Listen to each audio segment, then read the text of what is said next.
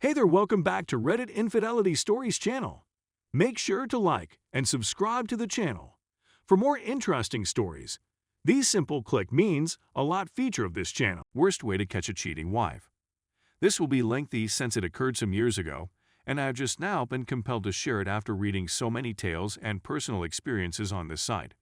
It is my goal that my tale can be of assistance to someone else who is dealing with infidelity. My ex-wife and I were married for over 2 decades. I was a professional firefighter before we met. I began my career when I graduated from high school at 17 and enrolled in fire academy with a parent waiver. I am a fourth-generation firefighter, and I continued to work in the field throughout our marriage, rising to the rank of battalion chief before requesting demotion back to rescue captain of my department's rescue squad, since that was where all of my certifications and other credentials were located. On one occasion, on Christmas Eve, we got a call about a structure fire in an apartment complex. When we arrived on the site, there were 18 people who had gone missing. We began rescue operations, and in one unit, I discovered a young husband and wife. I helped them out, and as a tender changed my air bottle, a young woman sitting with medics began screaming, "My baby, my baby."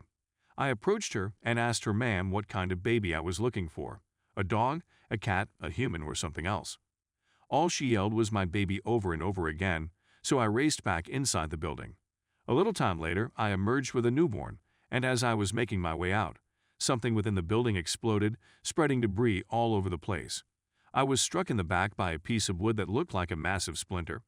I eventually managed to make it to the triage area, where I handed over the baby and promptly fell. That's when I saw the splinter was discovered, protruding from my body. When I was airlifted to a trauma center on the way, I passed out twice and was revived, and I was rushed into surgery right soon. The splinter had nicked my heart, and I was on the verge of death. My wife was contacted by my crew and informed of what had occurred. She informed my team that she would not be attending, stating that she had more important things to do than worry about my ploy for her attention and how I was attempting to get into her pants via my profession. For the next 30 days, I remained in the hospital because the doctors would not release me until they were satisfied that I was well enough to return home to a very remote place around 60 miles from where I worked in a real hospital. When I was freed, I attempted to arrange for my wife to take me up, but she informed me that she did not have time to make the journey. The only way I could get home was to beg for a ride, and when I eventually did, it was from one of my crew members, who escorted me inside my house to make sure I was all right and not alone. After walking inside my house seeking for my wife, since her minivan was in the driveway, I sank to my knees as my crew member came up behind me and said, "WTF are you doing?" The first thing we saw when we opened the door to our bedroom was my wife in bed with a guy beneath her in her kitty, another behind her in her butt, and a third in her mouth. At first, the thing that got to me the most was the one in her buttocks and mouth, which were things she never done with me, and that I had never attempted since I was too huge and would choke her or injure her. My friend assisted me in getting up and out of the car. He then went inside the house and got some clothing for me to take. He drove me to the house of another acquaintance, where we discussed the events that had happened.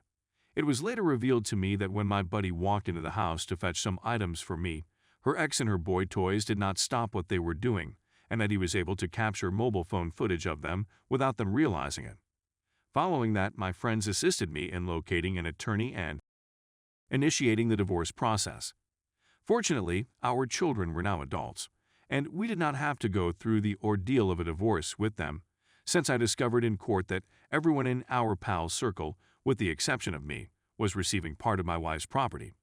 She acknowledged to the court that she was doing every guy in town, that I was nothing more than a salary, and that she always hoped I would die in the line of duty so that she could collect on the $1 million life insurance policy that we had if I was murdered on the job.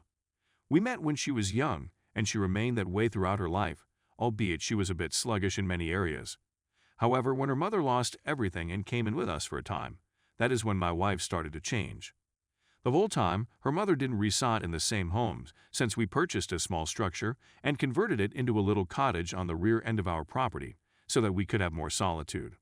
It was only after I put her mother out back that I saw the changes in her. It was difficult for me to notice red flags and other warning signs because I was the only one working and I would work 48 hours on and 24 hours off. The normal schedule is 24 hours on and 48 hours off. But because she refused to work, I was forced to work double shifts and even take on a second job to support the 5 of us on my own: wife, 2 children, mother-in-law, and myself. Since catching her, the house has been sold and everything that was mutual property has been divided, sold, and split, among other things. My crew has rallied around me, being there to help me when I needed it, as well as to assist me in attempting to return to duty status, as well as to be there when I needed someone to talk to, among other things. The majority of the men and women on my team were from the city where we worked, so it was at least an hour travel each way to help me. Working my tail hard to reclaim my career was top priority for me. I wanted to reach the 3 to 5 year milestone and then retire. After completing my medical and other requirements to return to duty, I was brought into the chief's office, where I was informed, "Captain, you have a choice between 2 options. You have 2 options. Either you may retire now at 30 years and maintain your full pension and benefits, or we will medically retire you and give you half of your pension and perks." I stumbled through my return to duty examinations, but I passed. After receiving the response I received, "Captain, you are one of the best fire rescue specialists I've ever known, but due to your age, injury history, and most recently your recent diagnosis of PTSD combined with bipolar, your insurance company will no longer cover you due to high risk." I was shocked. As a result, do you have a decision? I retired, leaving my sad and dejected. When my now ex-wife discovered what had happened, she proceeded to abuse me over it, presumably in an attempt to drive me to suicide. Instead of allowing her to prevail, I left the region and began working in animal rescue to help pass the time. It was the lowest moment of my life at the time.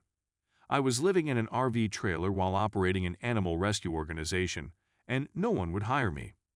Despite the fact that I didn't need to work, I wanted something to do. I swore off women, with the exception of my sister, who is a fireman, and I didn't socialize, date, or do anything else for a long time. I was certain that I would never be in a relationship again, and that I would never be able to trust anybody ever again. Then it happened. I started playing one of those massively multiplayer online role-playing games and met a woman. We started chatting and eventually exchanged numbers. And then 18 months later, she decided she wanted to meet me and told me, "No way, you're a perv or anything, because no one is going to invest this much time to pick a target." This made me laugh harder than I'd ever laughed in my life. Yeah, I was hesitant at first because of our 20-year age difference and the fact that we were of different races in a place where interracial relationships are still frowned upon. Yes, it's Redneckville, USA, and practically in the Stone Age in many respects. But I eventually consented to meet her. I can honestly say that it was the finest choice I've ever made, since she was all I could have hoped for and more. She was old-fashioned like me, nurtured in the belief that a woman's first and most important responsibility was to her husband and family, not money and a profession. I have no objections to a woman who works, but regardless of gender, family should always come first, before anything else in life. To some extent, it's ironic that I lost my father during the Vietnam War and that I am now married to a Vietnamese lady who is expecting our first kid in November of 2021. In my opinion, cheating is the worst thing we may go through in our lifetime. However, please keep in mind that it is not the end of the world. Your cheating husband is not representative of all men or all women. Make time for yourself, seek assistance, and rediscover your sense of self. Remember to take your time and keep in mind that something greater is out there seeking for you as well. Suicide is never an acceptable solution. Giving up should never be considered an option. You are strong, and you can do it. Your life can be rebuilt and transformed into a fresh, better version of itself. Keep in mind that life and love will always find a way. Now, let's go for story 2. I have been married for 19 years when my wife began to cheat on me. This is my first time posting on Reddit, so bear with me. I'll be 75 years old in July, and I've seen a lot in my time. To be really honest, I wanted to share my tale with the younger generation before I passed away. Because I have lung cancer and don't expect to be around for much longer, it is critical that this information be made public. In 1964, I was 18 years old and got married. The feeling I'm having is that I'm not even the same person anymore. I used to be in excellent physical condition, but now I'm confined to a wheelchair. My wife and I were both forced to work full-time since I did not have enough money to sustain both of us on our own. I worked in construction, and she worked at a hotel as a housekeeper. We never had children, so we had plenty of free time on the weekends to spend with each other. I don't recall any disagreements between us, but it's been so long that I'm forgetting specifics. We were, however, quite friendly and didn't have any problems getting along. Over time, I began to earn more money, and she was able to leave her work and devote her time to her children. I did, however, work longer hours at night, and our marriage ultimately became more of a friendship, to be honest. We didn't have much, and although I still loved her, I felt like our relationship had changed. We didn't spend nearly enough time together at the conclusion of the semester.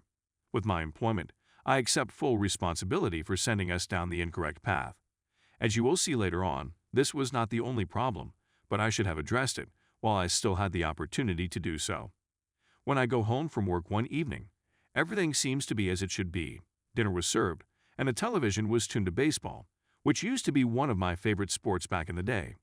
I spoke with her for a few minutes in the kitchen before retiring to my room to change out of my work clothes. On my nightstand, I discovered a package of condoms when I went to check on my things. The fact that I had a vasectomy years before this and had never used condoms caused me to become concerned.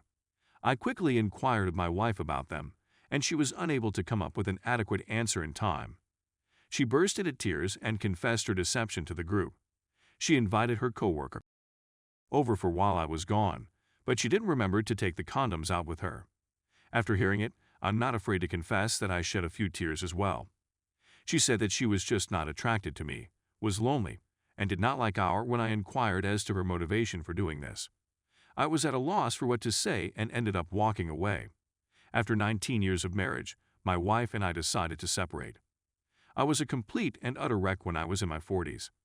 I had completely lost all confidence and drive to continue. I began to consume alcoholic beverages and gradually developed into an alcoholic. It took me until I was in my 60s before I was able to break this habit. I couldn't look myself in the eyes and not see myself as a failure of a man, so I didn't. I wanted to start dating again, but I was afraid that the same thing might happen again. It had never occurred to me that I was a lousy sleeper, and I honestly didn't know what to say in response, even though my skin began to wrinkle, particularly on the backs of my legs. For a time I took satisfaction in preserving my shape. And when I had relations with my wife throughout our marriage, I swear she appreciated it. I maintained my tough man persona well into my 30s, and I continued to wear my bandana during, which was a major turn-on for my lady love. I was always generous and willing to go down on her when she asked me to do so. It was my usage offerings that allowed me to keep erections, and I had the ability to extra hard, which was something she had a penchant for. If I gave it my all, there was no way I could possibly do anything else. When I reached an advanced age of 40, I began to consider the possibility that was no longer necessary, and I began dating again around 5 years ago. She told me that there was nothing wrong with me, despite the fact that we don't have an active life. I remarried last year, which was a wonderful experience, but sadly, it was also the time when I was diagnosed with cancer. My vitality has dwindled significantly since then, and my new wife is the only one who can keep me going. We are attempting chemotherapy, but the outlook is grim. In order to make the world a better place in my remaining days, I want to impart some of the information I've accumulated over the years. My mental faculties are also deteriorating, therefore I must take action now, before it is too late to reverse the trend. I hope that everyone who reads this can take something away from it to make their lives better. Now, let's go for story 3. My wife, 27F, has been working from home for the last several months and has been inviting her high school ex-boyfriend over on a regular basis. I informed her that what she was doing was wrong. Is it possible that I'm making a mistake here? Hello there, everyone. I understand that the title may seem to be confusing without the context that I will provide shortly. So, since COVID began operations, my wife has been able to work from home. My employer would never allow us to do so. Therefore, I've continued to drive to work every day. She has a pal with whom she spends some of her time on occasion. He's been asked to hang out with the two of us in the past as well. He's kind, a lot of fun to be around, and he's quite cool. This hasn't presented any difficulties for me. My wife informed me quite early on that she had a relationship with him while in high school. She said that they were in a relationship between their freshman and sophomore years. They never had, but they did have a good time. During their senior year, they began to reestablish themselves as friends. His girlfriend was beginning to see another man at the time, according to the tone of his voice. It is her contention that following their breakup, there was no further romantic activity between them ever. When COVID first began, my wife said that she would be able to work from home if she so desired. I was relieved and delighted for her, since I knew it would be simpler and even save money on petrol. She said that her buddy would be able to work from home as well, and that they would be able to get together sometimes to look over their work and assist one another. They both work in a similar field. When I returned home one day, I saw that he had moved in next to me. I didn't think much of it, since my wife had informed me about the situation. They were both seated in front of their laptops, and it seemed like they were both working quite hard. This was the situation for a time. After a few weeks, I'd arrive home to find them casually hanging around and having a good time together. Some days they would be playing a game, other days they would be drinking, and other days they would be eating. As time went on, I became more perplexed by this. It seemed that he was receiving more attention than I was, and that she was having a more enjoyable experience with him than I was. And then there was that one day when I returned home, which was the last straw. They were both sitting on the sofa, with her head resting on his lap while they watched television. I waited until he had departed before approaching her and having a conversation with her. I was in a rage. Angry, I confronted her and informed her that their behavior had been wrong and that there was no need for her to be lying with a friend in such a manner. I conveyed my dissatisfaction with the fact that she seemed to be paying more attention to him than her husband, and that it seemed that they were having more fun together than we were. Not to add that they had previously dated and had a good time together. She became quite furious and said that I had no authority to tell her that she could no longer associate with someone. The fact that I seemed to suggest that she was cheating on me with him enraged her, and she promised that she was not and would not do so in the future. They were just resting, she said, and she didn't think it was inappropriate for her to rest her head on his lap. He has not been at the house when I returned home the previous 2 days, and I'm concerned. She claims that she hasn't seen him since we last spoke with him. I expressed my regret for being so enraged over it.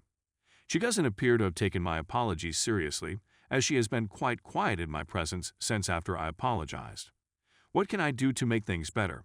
Is she attempting to defraud you? What should I do in the situation between her and his friend? Update. So, last week, I posted on a few Facebook sites about my wife spending time at our home with an old high school ex-boyfriend that she used to date when she was younger. Since the beginning of COVID, he had been visiting her and working from home with her on various projects. To be honest, I didn't think much of it at first, since they were merely assisting one another with their job. After that, they began to socialize and do other things. When I discovered her sleeping down with her head resting on his lap, I had had enough of her. I informed her that he would no longer be permitted to visit. She was enraged and took offense to this, but she consented anyhow. The vast majority of folks in this room agreed with me that her actions were questionable. His presence was made aware to me, and I was informed that he could still come over throughout the day and leave before I arrived. I ultimately decided to purchase a camera that I could put up and conceal while at work. My living room has one and my bedroom has another. I didn't notice anything remarkable on the first day they were up and running. It all occurred on the second day of the week. The ex-boyfriend showed up. At first, they were simply doing their jobs, but then he began getting a little physical with her. It developed to the point where they needed to get up and go to our bedroom to sleep together. I was taken aback. I was at a loss for what to do. After seeing my wife for the first time in a while, I inquired as to whether she had continued to see him. She categorically rejected it. I informed her that I had security cameras put throughout the home. Her expression drastically shifted at that point. She was aware of what I had seen. She burst into tears almost instantly. I informed her that she needed to leave the home. Despite her best efforts to apologize and explain herself, I was not having any of it. Since then, we've only spoken to each other once more. I informed her that I didn't see how anything else could happen but a divorce in the near future. She said that she does not want to do so and asked if I would be willing to go to couples therapy for a single session before making a final choice. I consented, but only after much deliberation. I don't expect it to be successful, and I'm mostly doing it to amuse her. While I'm penning this, I'm still searching for and attempting to contact divorce lawyers.